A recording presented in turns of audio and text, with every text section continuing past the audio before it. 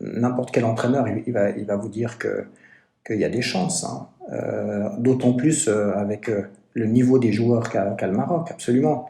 Maintenant, je pense que quand un entraîneur il tombe pas dans l'euphorie, parce que les supporters aujourd'hui, ils poussent l'équipe, ils demandent un tel joueur, un autre tel joueur. Il ne faut pas être dans l'euphorie, il faut savoir que c'est des top équipes, la Croatie, la Belgique, le Canada peut-être un peu moins, mais le Canada fait un très très bon travail ces dernières années. Donc il ne faut pas sous-estimer aucune équipe. Je pense que le Maroc, s'ils font des matchs sérieux, je pense que la Belgique ne s'affronte peut-être pas forcément la même chose que le Canada. Et ça, je suis persuadé que le Maroc va tirer son épingle du jeu dans ce groupe.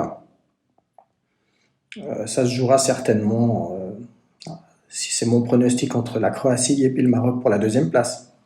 Alors moi, je vois la différence des années 2010 à aujourd'hui.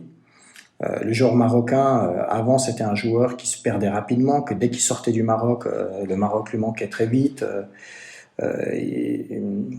C'est des joueurs où l'émotionnel fait une grande part.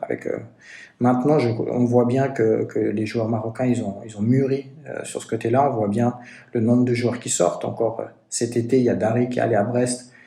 Et je crois que 10 jours après être arrivé, il a fait des performances absolument sensationnelles en championnat de Ligue 1. Donc, on voit que ça donne l'espoir à tous les joueurs de la Botola de travailler dur, tous les aspects, la nutrition, le sommeil, travailler au quotidien, avoir une discipline et une hygiène de vie. Et ça donne l'espoir à tous les joueurs de pouvoir intégrer, je ne dis pas la Ligue 1 française, mais d'autres championnats, l'Espagne, même en Asie, au jour d'aujourd'hui, il y a des très très bons championnats. Donc, le joueur marocain, aujourd'hui, il a un palier supérieur à ce que j'avais connu il y a 10 ans en arrière.